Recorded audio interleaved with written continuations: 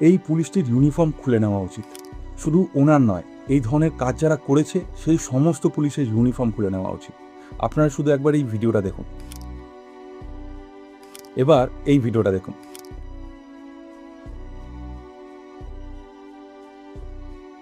এবার এই ভিডিওটা দেখুন। মানে এইগুলো ইচ্ছা করে করা হয়েছে সেটা স্পষ্ট বোঝা যাচ্ছে। এখন দেখুন এই দুজন পুলিশ এই কাজটা করার পর হাসছে। আরে ভাই, নিজেদের মা বোনেদের সাথে কি এইভাবেই ট্রিট করেন? লজ্জা হয় না এদের? যখন আমার বা আপনার মা বোনেরা দিল্লিতে যায় তখন আমরা ভাবি চলো সেখানে দিল্লি পুলিশ আছে, তারাই নিরাপত্তা দেবে। কিন্তু আমরা এটা ভুলে যাই যে দিল্লিতে ক্রমাগত এই ধরনের ঘটনা বেড়েই চলেছে। ধর্ষণের ঘটনাও বেড়েছে।